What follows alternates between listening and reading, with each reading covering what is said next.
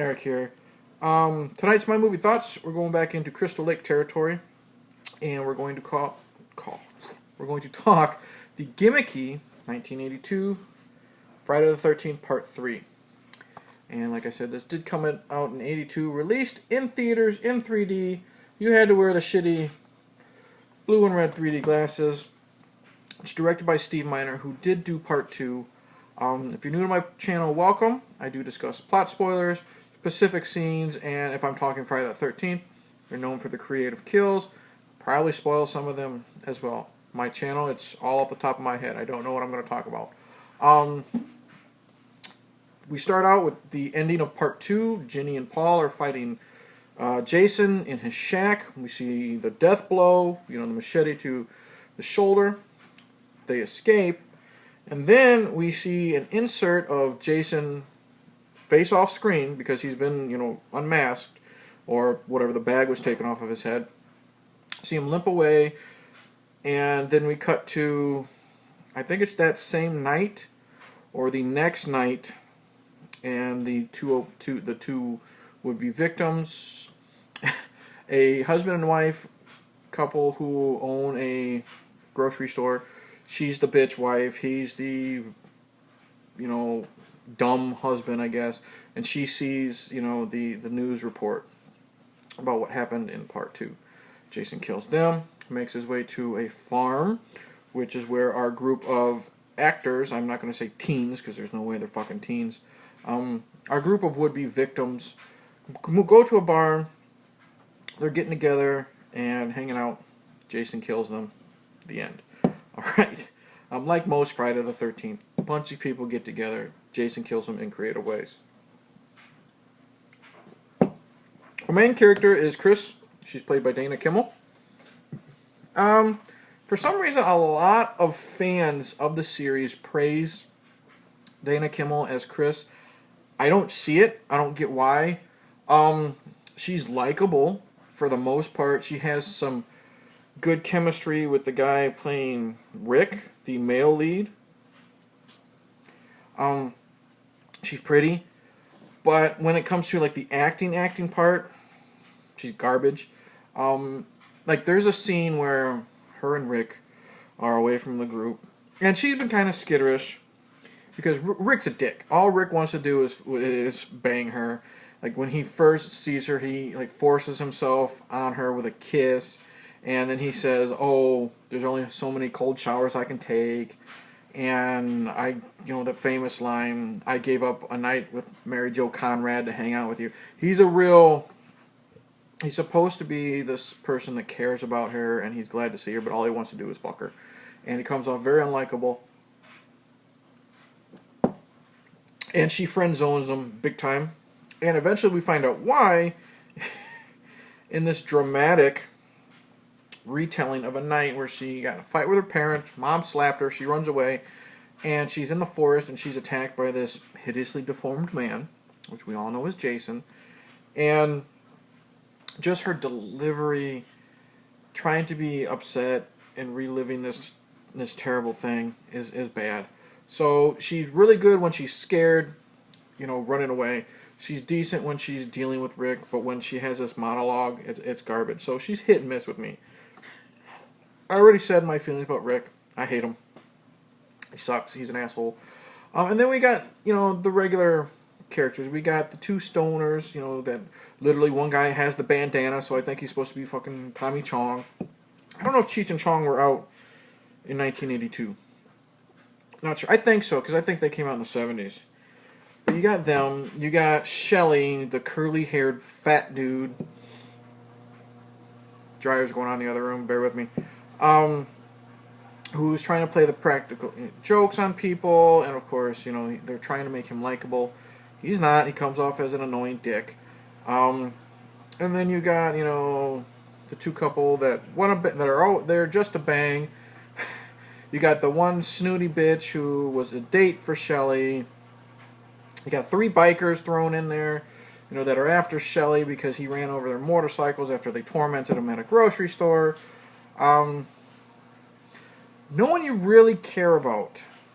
And the ones that you're supposed to care about, you don't. Like Shelly. He comes off as annoying. He's not very likable. He's too much of a wimp. The only ones I really like, I guess if forced to pick, is Chris, I guess, for the most part. I like the other dark-haired one, the pregnant one. I don't fucking know her name because she's pretty, and she picks on her boyfriend, which is kind of funny. And then I like, is his name Loco, the black biker, because just the way he responds, and like, I like the scene where they had just tormented Vera, the Mexican girl who's Shelly's date. You know, they've already tormented them at the what you call it, the grocery store, and then Shelly bumps into their motorcycles, and he walks up like he's gonna kill Shelly. They're hiding in his car. He just smiles at the camera, and then he goes and wraps a chain around his fist and punches through the windshield. So he's likable. I like his performance. But that's it. No one's really memorable. I mean, we're introduced right away, like I said, to the married couple. She's a bitch, and all he does, he's a fat pig who poops on the toilet for some reason. There's a lot of toilet stuff in this. There's 2 incidents of guys having to go to the bathroom. So, yeah, I'm not really won over with this one. There is a new music theme, or opening theme to this. Is it Harry Manfredini? Music by Harry Manfredini. Okay, so we get the usual Harry Manfredini score. But then the opening credits, which, like I said, it's gimmicky 3D, so we get, like, you know, Friday the 13th, Part 3 thrown at you, and the cast thrown at you. But it's to this weird disco music. It's a catchy tune. It's not horrible, but I don't like it in a horror movie in Friday the 13th. I don't personally think it fits. A lot of people do really enjoy it. I think it's more of a cult, it's so bad it's good type of thing. That's just me. I said, what have I got here so far? Gimmicky 3D. Like, a lot of it is, some of it's creative. Like, you have the credits. We'll talk the 3D. The credits coming at you. There's one I really like is when Shelly and the other horny guy, they're juggling, and you got the camera right above them, so the stuff, you know, they're juggling like this, and you got the stuff coming right at the camera. I like that. There's a scene where the pregnant girl, she's in a bikini, she's looking really good, she's laying down, and you see the horny guy, her boyfriend or whatever, he's doing a yo-yo.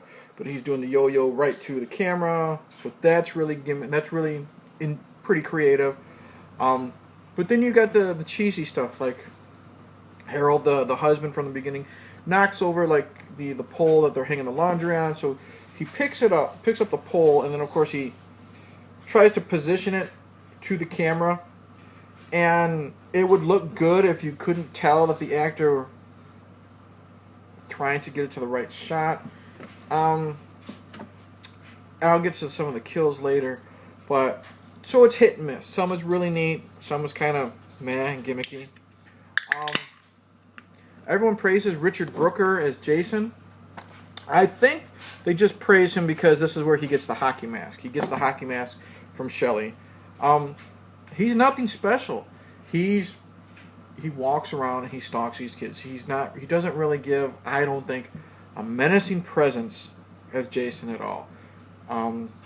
Sorry, he's kind of generic to me. I mean, I thought previous Jason Part 2 was scarier. He ran after these teens. He was more frightening because, like the scene where Amy Steele's locked in her car and he gets up on the car and he like sticks the pitchforks on it through the roof. Here, he's meh. Nothing special. I think they focus way too much on the gimmicks for this one than anything. Like they bring in for some fucking reason when the kids, or whatever you want to call them, they're on their way to the farm. They meet I'll say another prophet of doom.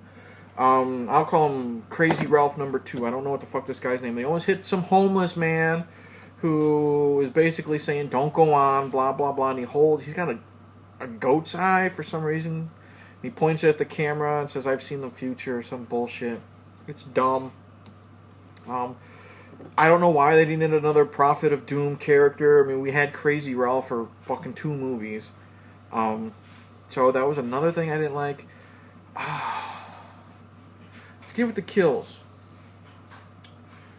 Well, let's get with the gimmicky 3D kills. I liked, even though it's 1982 and it looked kind of shitty watching on like TV. I like the scene where he kills Vera with the spear gun. He points it and he shoots it.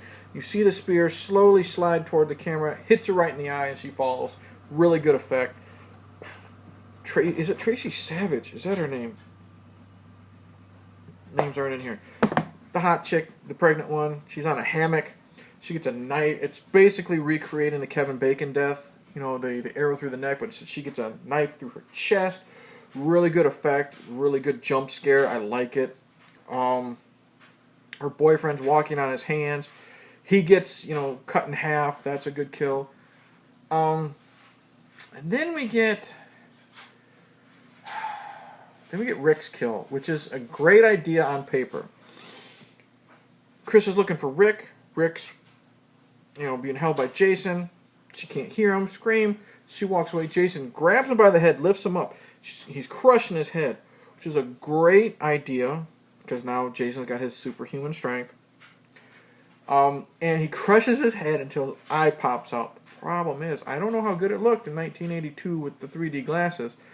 It's such a shitty looking effect watching it on your TV. It just looked way too fake, and I don't like it at all. I like the concept, I don't like the execution. If you can't tell, I'm actually not a huge fan of Friday the 13th Part 3. I think it's severely overrated. I think fans, honestly, for some fucking reason, they like it because of Dana Kimmell. I think it's just because she's pretty. They like it because it's in 3D, and they like it because he gets the hockey mask. Other than that, it is nothing special. The ending. We're already warned about spoilers. Okay.